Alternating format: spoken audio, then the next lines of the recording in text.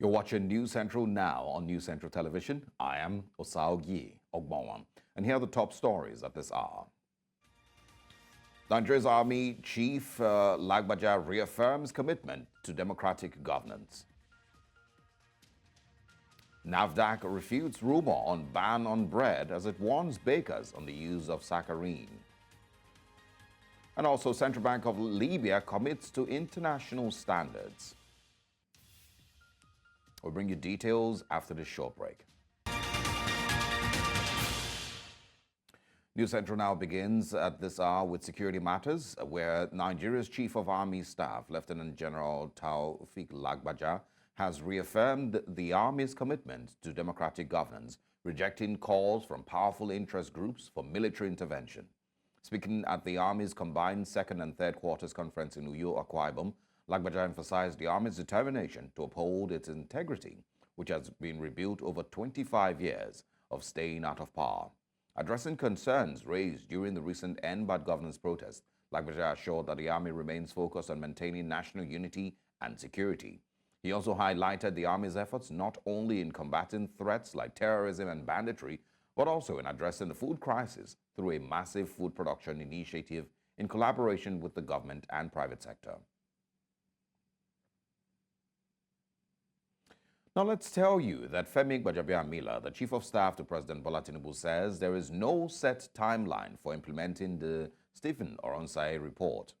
Speaking after a visit to the Nigerian Extractive Industries Transparency Initiative headquarters in Abuja, Gbajabiamila, a former Speaker of the House of Representatives, refuted claims that the progress of the report has stalled. He assured that the federal government is carefully planning to ensure a smooth implementation of the policy. The Oronsaye report, submitted in 2012, was initiated by our former President Goodluck Jonathan to streamline federal government parastatals, commissions, and agencies. It identified 541 entities and recommended reducing them to 161, with 38 agencies abolished and 52 merged. Meanwhile, President Bola Tinubu will hold bilateral talks with his Chinese counterpart Xi Jinping at the Forum on China-Africa Cooperation Summit between September 4th and 6th, 2024. President Tinubu will visit China to represent the West Africa Bloc ECOWAS at the summit. The Nigerian president is the chairman of the Authority of ECOWAS, Economic Community of West African States, ECOWAS, heads of state and government. Presidential spokesperson Ajuri Ngelale told State House correspondents on Tuesday at the summit, Tinubu will discuss regional peace and security. Ngelale added that the trip aims to yield significant economic benefits for Nigeria. The planned meeting will take place amid a flurry of seizures of Nigerian assets by Chinese firm Zhongjian Funcheng Industrial Investment Company Limited. His Excellency President Bola Ahmed Tinubu will depart for the People's Republic of China, most specifically Beijing, from the nation's capital within the first week of September to engage in a series of meetings and activities with immediate and future benefit to the Nigerian economy and the Nigerian people. First and foremost, His Excellency Mr. President will conduct site visits to two major Chinese corporations, Huawei Technologies, as well as the China Rail and Construction Corporation, CRCC. This is with a view to achieve one of Mr. President's top agenda items, which is the completion of the Ibadan to Abuja segment of the Lagos to Kano high-speed rail line. Thereafter, His Excellency Mr. President will meet 10 selected chief executive officers of 10 major Chinese corporations with assets under management totaling over $3 trillion US dollars across multiple sectors of the economy, including information and communications technology, refining, oil and gas, aluminum production, seaport construction, harbor construction and dredging services, financial services, satellite technology development, as well as many other critical sectors. Mr. President will also meet with his Chinese counterpart in the person of President Xi Jinping, where several MOUs will be signed. We're going to be discussing the president's trip to China and, of course, those bilateral discussions between ECOWAS and China by Achike Chude, global affairs analyst, right in a bit during the course of this news bulletin. But, of course, we will move on to other stories as we expand on News Central now. Now, to politics, the Labour Party has moved against Abia State Governor Alex Otti and others, calling for the conduct of the party's National Executive Committee meeting to set up a caretaker committee. The governor had recently met with the national chairman of the party, Julius Abure, where he tendered his intent to convene a NEC meeting on Saturday, August 31st. The governor argued that the tenure of the party's current leadership had expired long ago. But the National Working Committee of the party, in a meeting convened by Abure on Tuesday, countered the move, stating that there is no vacuum in the leadership of the party.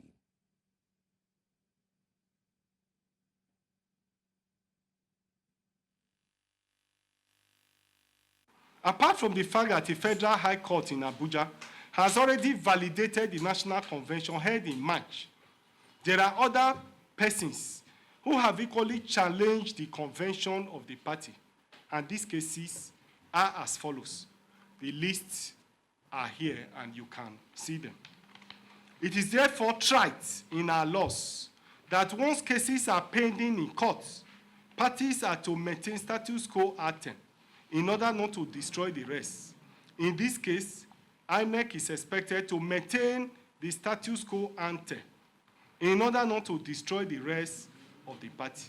INEC is expected not to descend into the arena of conflict, but to continue with its neutrality and work cordially with the recognized leadership of the party until the Earlier, the Labour Party chairman of your state, Tunji Sadiq, spoke to us on this development.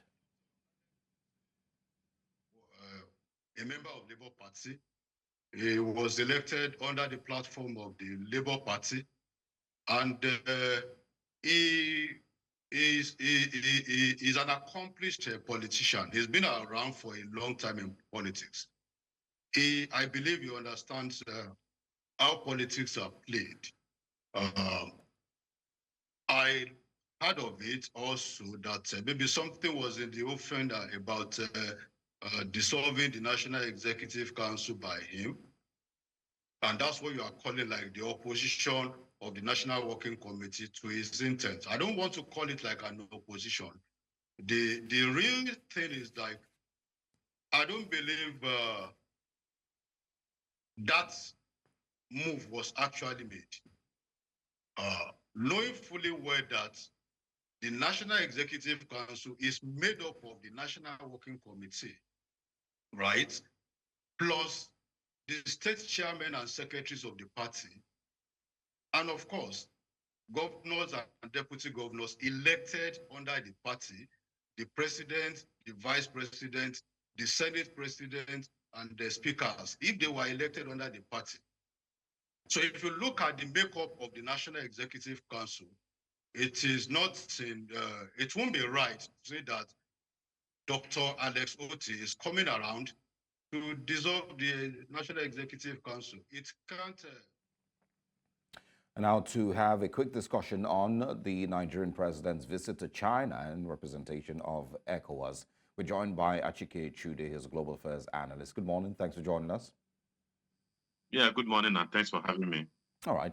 I mean, the president's trip has been scheduled for the 4th to the 6th of September 2024. What are your quick thoughts, of the bilateral relationship between ECOWAS and China that Mr. President hopes to speak on?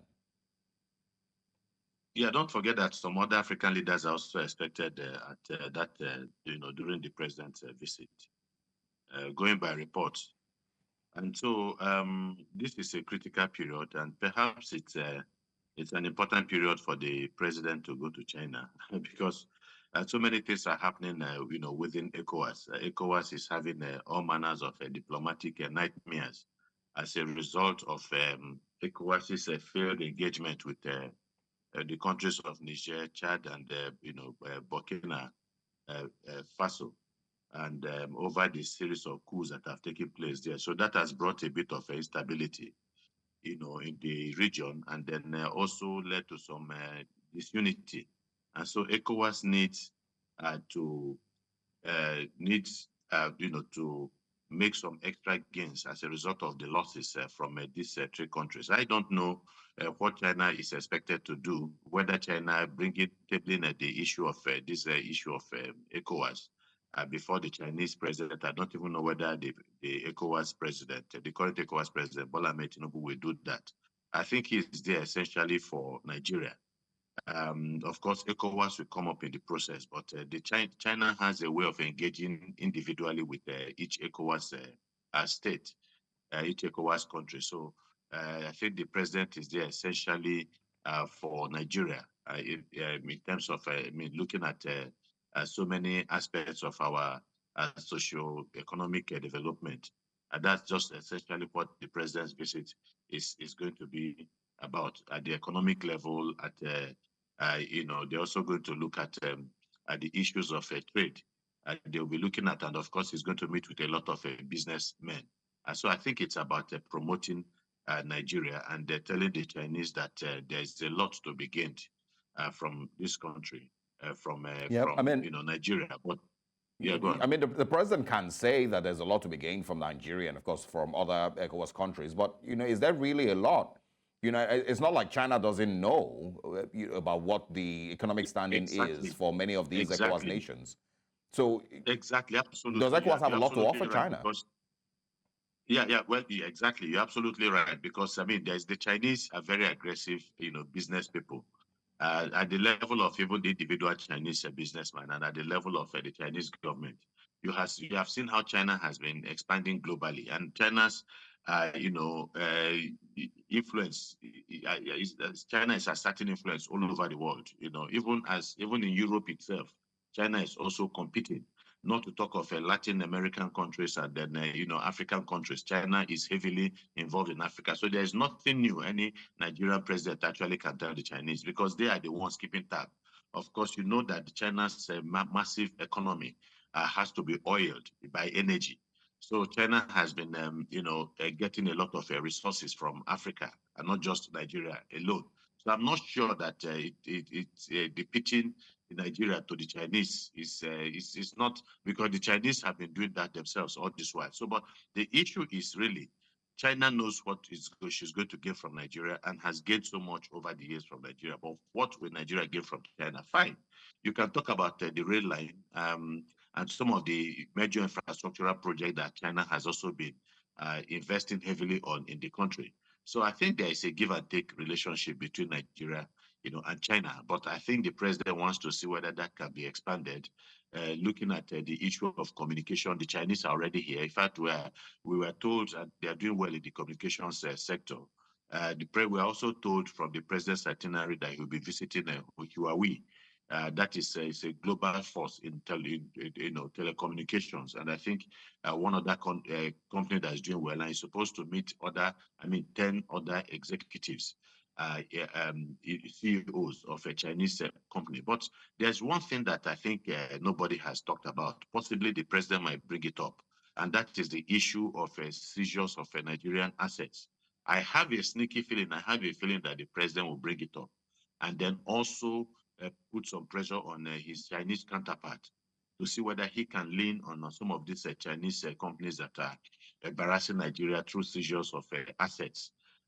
So I think that is key, because of course we know that it's really an embarrassment for a foreign company who has contractual problems with maybe another country to go abroad and begin the process of seizing through the courts and seizing the assets of that country. I think it's a very big, diplomatic problem for the country, and it damages Nigeria's image. It absolutely is.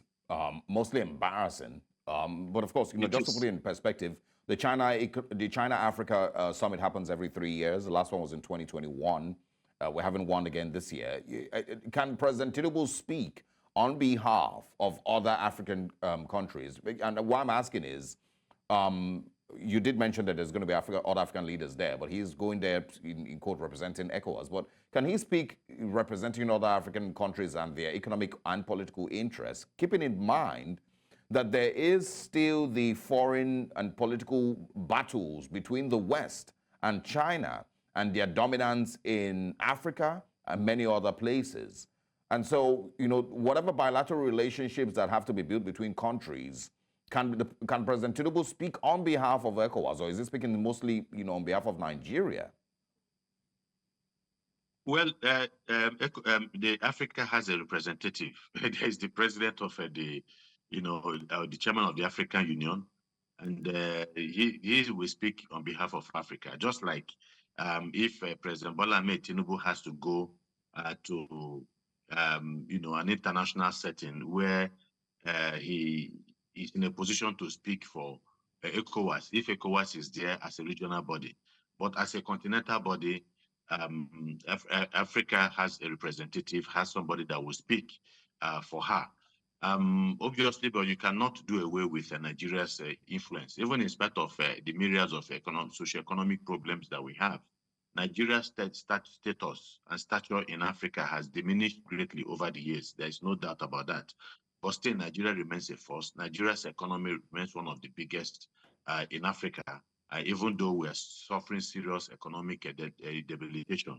We're currently But again, when any African leader speaks, there's a general consensus about what needs to be done. He can also, even while speaking for the country, also make a passing statement about the rest of the continent, because, they are all facing more or less the same kind of challenges. Yeah, all right. I'll take it to Chide. We will see. It's coming up on from the 4th to the 6th of September. We'll see what the news that emerges from that summit is, and of course, see how things turn out. Thank you very much for joining us, and we look forward to speaking with you again. All right. Now, we'll take a short break. When the news returns, we, of course, will tell you about certain things like the alarming rise in sudden deaths as Nigerians are urged to prioritize routine checks. Join us right after this break. Welcome back to News Central Now. Now, let's talk a business-related story. The Nigerian government has taken a significant step towards regulating the cryptocurrency industry with the Securities and Exchange Commission's decision to issue licenses for virtual asset providers. Now, this move aims to establish a framework for the safe and secure operation of cryptocurrency exchanges, addressing concerns around fraud, consumer protection, and market stability. As the regulatory landscape evolves, it is essential to examine the implications of this shift on the operational framework of cryptocurrency exchanges, the measure in place to prevent fraud and also to protect consumers. Now, to join us to discuss this, we're joined by the author of Crypto Investors Playbook and online business consultant, Silas Umekwe. Good morning. Thanks for joining us. Good morning. How is everything? Very well. Quickly get into it. How would you say the Securities and Exchange Commission's decision to issue licenses for virtual asset providers, how do you think that would impact rather the operational framework of the cryptocurrency exchanges in Nigeria? Okay, so this is actually one of the things I suggested in the first stakeholders meeting we had with CBN in 2017. I said the best way to regulate cryptocurrency in Nigeria would not be from the CBN, but rather from the SEC. And, one of the ways they could do it, or one of the impacts that it's going to have, is that it's going to bring some form of sanity into the system, because we would love to see some form of, regulatory oversight, some form of compliance with KYC requirements, cost of consumer protection as well, which is one of the major reasons, because it's actually very necessary. It's actually very necessary. And we would need some form of operational standards and provide some market stability in the system. So I think it's a step in the right direction. Okay. Also talk about concerns with regards fraud. If you remember, of course, the Sam Bankman-Fried case in the United States, that one, is still being talked about till date. How important is this regulation now to protect consumers and, of course, protect people from fraud?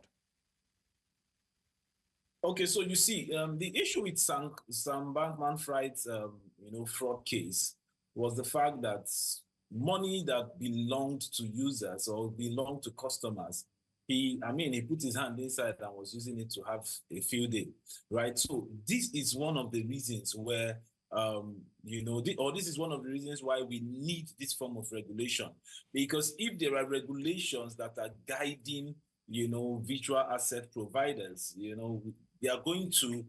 will be enhanced transparency, and there will be some form of corporate governance standards, right? And also, because of these regulations, we would expect that there will be regular audits and inspections. And if all these things existed, I'm sure Sam would not have done what he did, because he would have been checked along the way.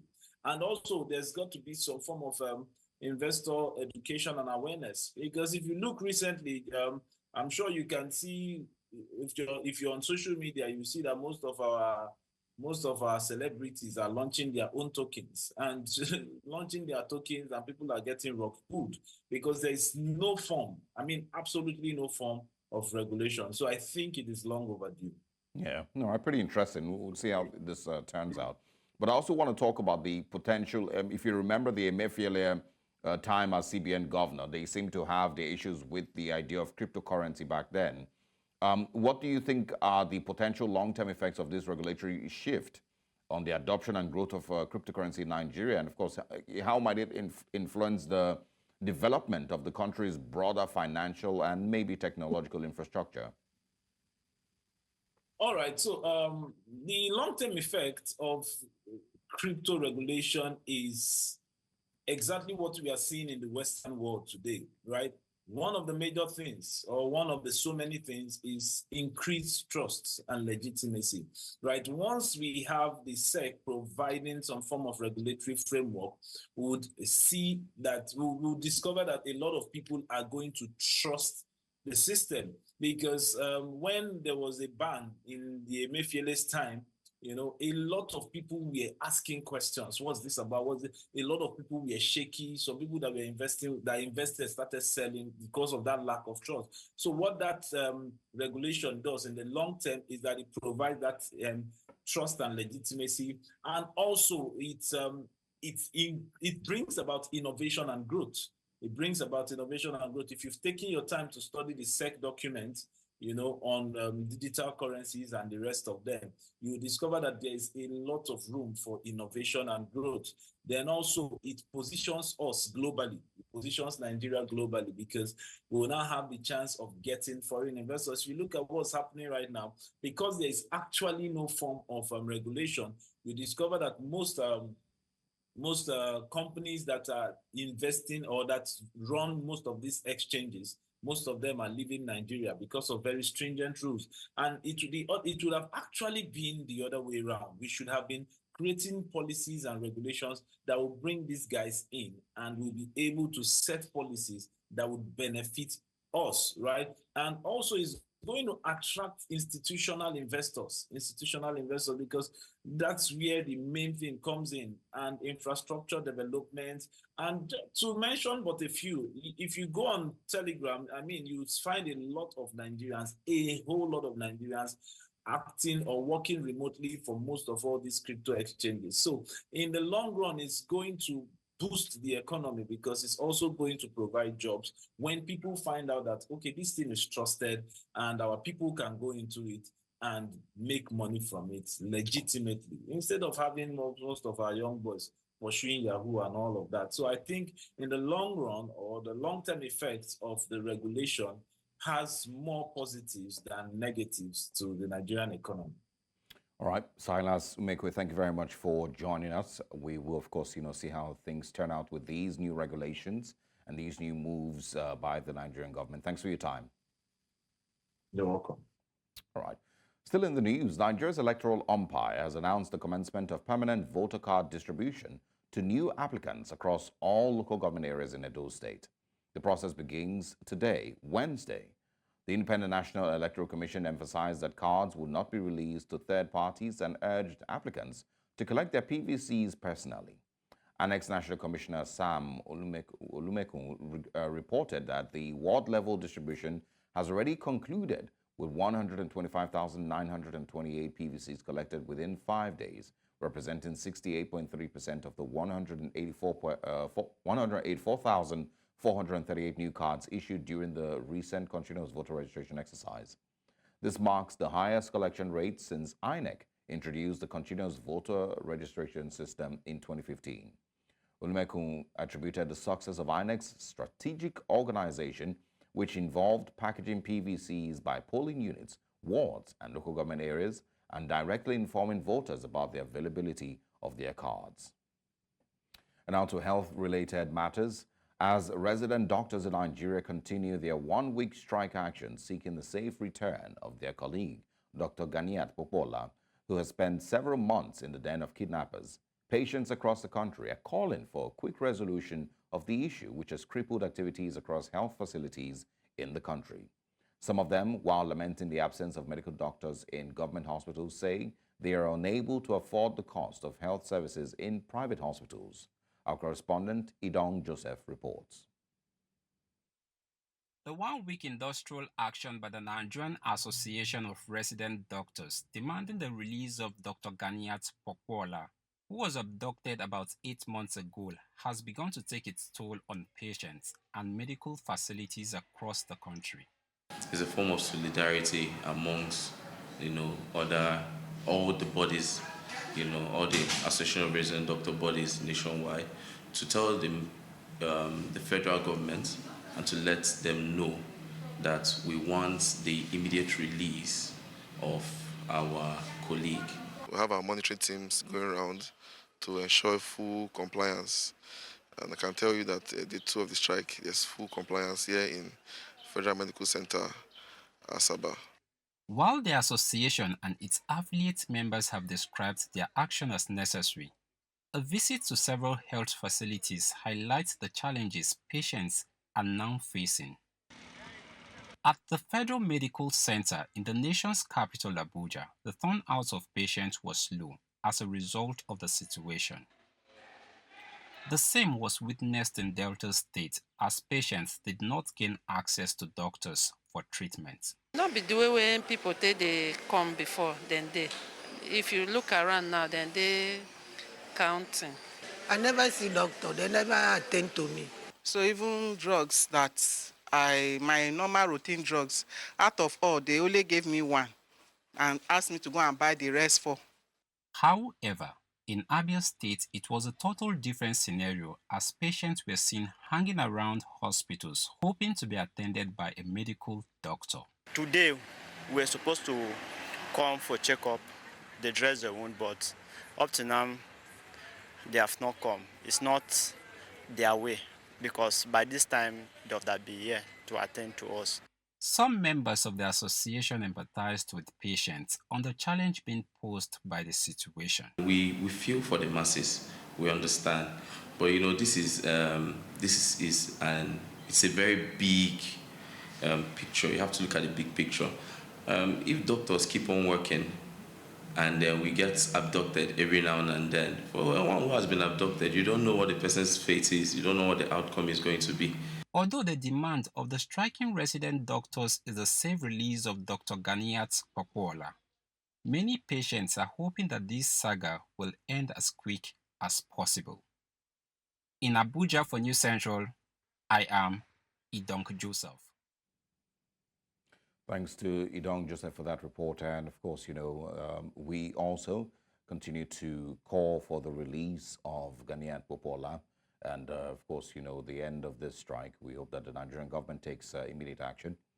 Now, staying with health matters, the Lagos State government has announced that there are no active confirmed cases of Mpox in the state. The State Commissioner for Health, Professor Akin Abayomi, made the announcement while briefing journalists in Lagos. However, the state government says it is intensifying efforts towards public health sensitization to raise awareness and allay fears among residents.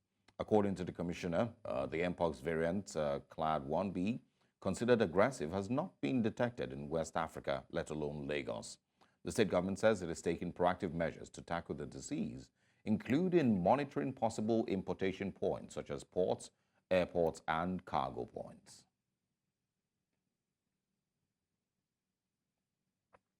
And now the Director General of the National Agency for Food and Drug Administration and Control, Moji Adeyeye, has refuted claims circulating on social media that the agency has advised Nigerians to stop eating bread. In a statement on Tuesday, Adeyeye dismissed the video as false, clarifying that NAFDAC has not issued any such warnings.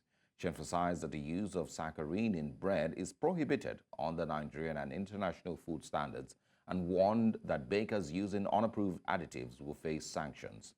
Adeyeye also reiterated that the agency has not raised concerns about the safety of bread in the country.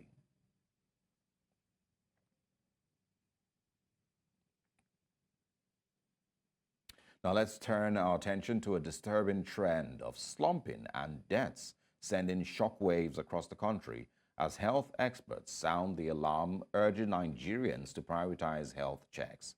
Adebola Adeduba has more in this report. Having your vitals taken has become imperative in our society as Nigeria grapples with an alarming trend of sudden deaths owing to inexplicable slumping. On the 3rd of June 2024, the Deputy Commissioner of Police, Abubakar Muhammad Guri, was found dead in his office after slumping in his chair. 3 weeks after another casualty was recorded, one of the senior officers of the Nigerian Customs Service, SCN Andrew, also slumped and was pronounced dead a few hours later.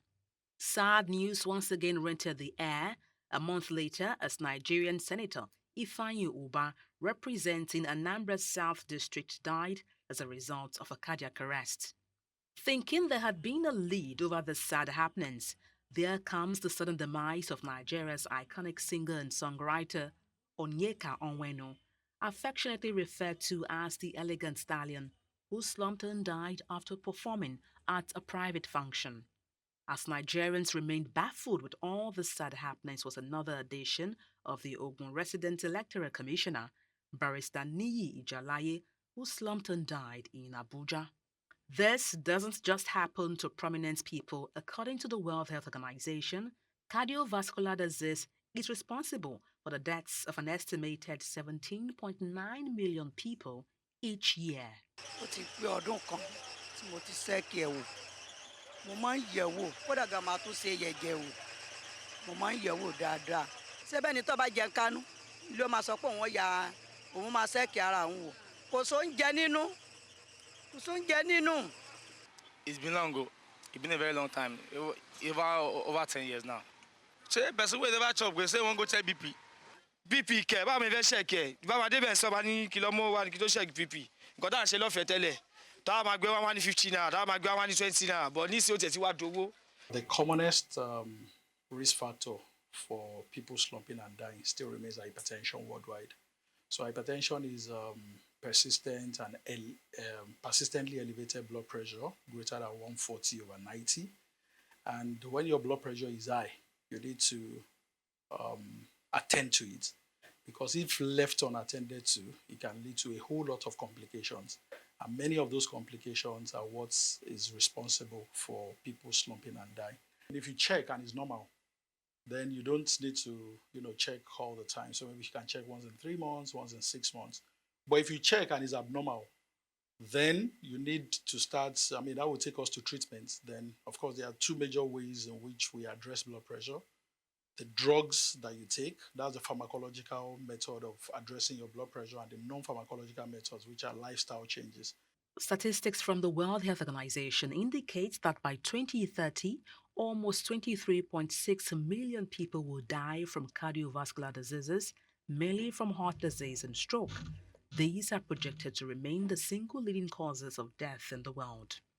Hospitals are often besieged by people on a daily basis. But how many are here to check your vitals and prevent sudden death? In Lagos for News Central, Adebola Adeduba. Now, after the release of the second quarter financial report of Abia State, the government says it has performed well on all growth indices. The government, through the Ministry of Budget and Planning, organized a forum tagged Citizens Budget, wherein it explained key performances of the current budget. News Central's Chinwe Ogele tells us more. Doubts and suspicions are features one will likely see in every democratic government, especially when such appears not to be open. This apparently informed the Abia State government's publication of its incomes and expenditures at the end of every quarter. At a forum to explain the government's income and spending so far in 2024, the Commissioner for Budget and Planning in Abia State, Kingsley Anosike, says by the end of 2024, the budget would have accomplished its target in full. We are averaging just about below 30% on the average across all ministries. But going forward, beginning third quarter, we'll see accelerated activities in the state. He said that the government has also received tremendous financial aid from foreign donors. We underestimated the goodwill that good governance can drive. Okay, and that is why by mid-year we have already achieved that target. The participants, drawn from the various professional bodies, sought explanations for several claims of the Commissioner. Some, however, expressed disappointment over the non-sectoral analysis of the budget performance. It didn't break down in details. I expected probably they would have said Minister of this got this, Minister of Agriculture got this, Minister of this got this. And there we should be asking, Minister of Agriculture got so amount of money for so projects. Where can we find that? Coming here, we had some expectations.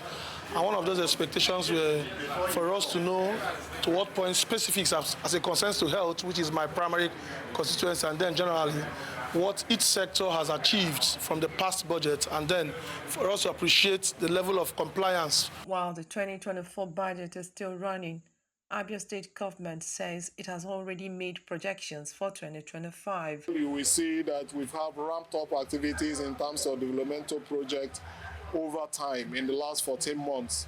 The budget for next year is supposed to sustain that momentum and close out even stronger.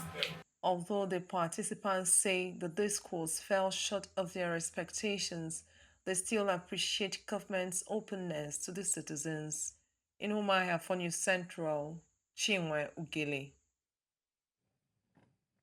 To watch your News Central now, coming up. A defense lawyer labels call for death penalty over coup attempt indiscriminate in DR Congo. We'll bring you details after the break.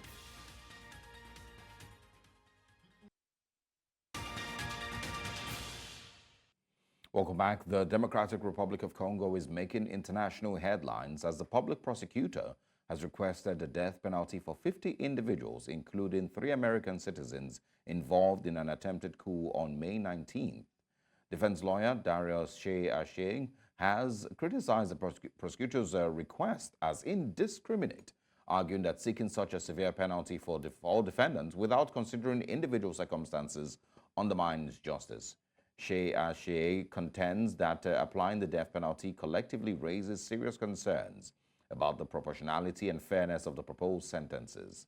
The case has attracted significant attention, highlighting debates about the appropriate response to the alleged crimes. In a significant development in Libya's financial sector, Deputy Governor Abdel Fattah Graffa has reaffirmed the Apex Bank's dedication to adhering to national and international regulations. This comes as the United States recently supported United Nations efforts to resolve disputes between Libya's rival administrations over central bank management. U.S. intervention is critical in ensuring these discussions do not impact Libya's essential oil revenues. The central bank's commitment to legal and regulatory standards could be key in stabilizing Libya's financial sector and boosting international confidence as the situation unfolds. والبنك الدولي من خلال المحافظ اللي موجود من وزارة المالية وبلغناه برسائل تطمين أن راهو مجلس إدارة يعني تاع مجلس إدارة مصرف المركزي ملتزم بكل القواعد الدولية وملتزمين بالامتثال للتشريعات. التسليم والاستلام يعني صح هي استلام إداري ولكن تم بكل بساطة وبكل سلاسة وما فيش ولا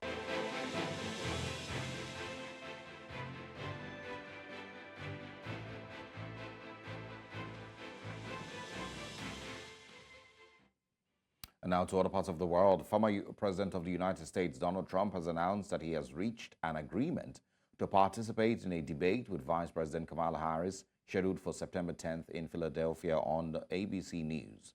Trump, in a post on Truth Social, noted that the rules would be the same as the last CNN debate, which, according to him, seemed to work out well for everyone.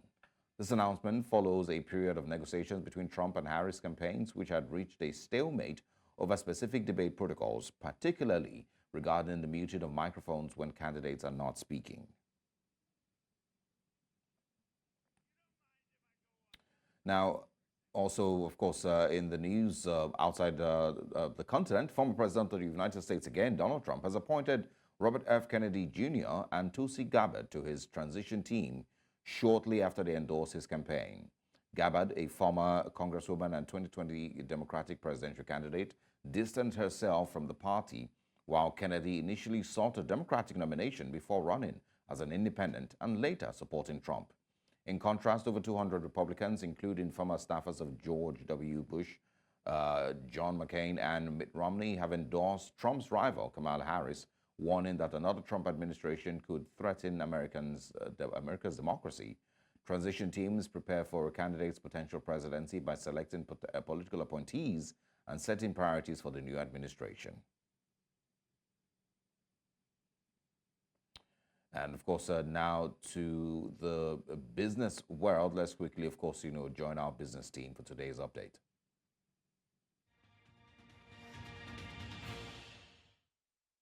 In business, the Asset Management and Corporation of Nigeria has said Arik and Aero Contractors Airlines may be merged and converted to a national carrier. The AMCON Managing Director and Chief Executive Officer Gbenga Alade stated this during an interactive session with media executives in Lagos. According to him, both Arik and Aero Contractors are owing so much money that they may not be able to pay. He said that the corporation presented the idea of converting Arik and Aero Contractors to national carrier to the former aviation minister, but it was rejected. A conflict over control of the central bank and oil revenue has caused some oil fields in Libya to suspend production as closures expand, according to engineers in the field on Tuesday. Neither the government in Tripoli nor the Oil Resource Management Organization, National Oil Corp, have confirmed any closures as of yet. Engineers at Abu Atifil, an oil field in the east, claimed output had decreased, while those at the Amal and Nafura oil fields in the southeast informed Reuters news agency that production had stopped. The Eastern Parliament rejected the move by Libya's chairman of the Presidency Council, Mohamed Al-Menfi, to replace Sadiq Al-Kabir as head of the central bank and the bank's board. And finally, in Southern Africa, industry executives claim that private power producers in South Africa are requesting compensation for lost revenue as a result of complying with state utility Eskom's requests to restrict the amount of electricity supplied to the national grid. The country's energy regulator has received a request from Eskom to implement a system that would reimburse independent power producers for revenue losses brought on by up to 10% curtailment rates. According to Ian Berger, a technical director at private power developer Solar Group, they are hoping that there will be adequate compensation for generation that is curtailed. The high-voltage electricity lines and lack of pylons, which have resulted in choke points in Eskom's transmission system, are the source of the curtailment demands. That's our offering on business news at this time. Thank you for watching. I am Perpetua Fasami Peter.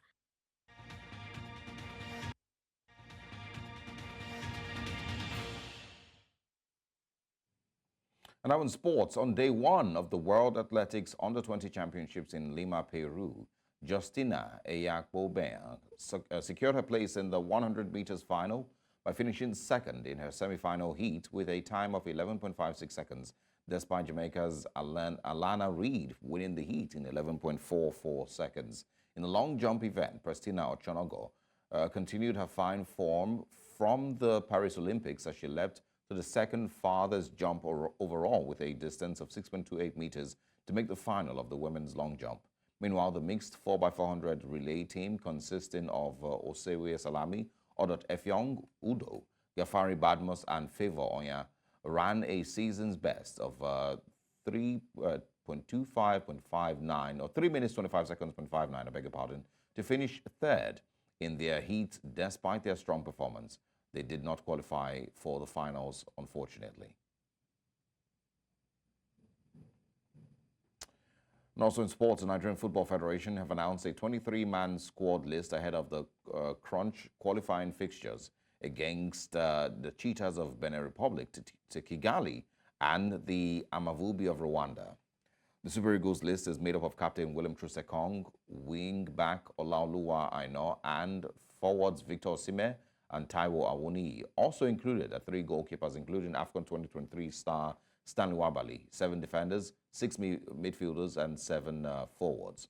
Super Eagles go up against the Cheetahs of Benin Republic at the Godswill Akpabio Stadium in Uyo on Saturday, the 7th of September, before flying to Kigali to take on the Amavubi or at the Amahoro Stadium on Tuesday, 10th September. All the players are expected to report in Uyo on Monday, 2nd September.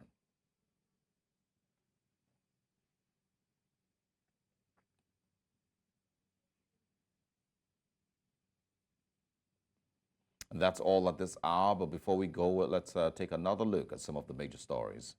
Nigeria's Chief of Army Staff, Lagbaja, reaffirms commitment to democratic governance. NAFDAC refutes rumor on ban of bread as it warns bakers on the use of saccharin. And also, Central Bank of Libya commits to international standards. Remember to send your eyewitness reports to the WhatsApp number on your screen. Do follow us on social media. We are at News Central TV. You can also watch News Central live on DSTV channel 422, StarTimes channel 274, Evo TV, and YouTube. Many thanks for watching. I am Osarogie Ogbonmwan.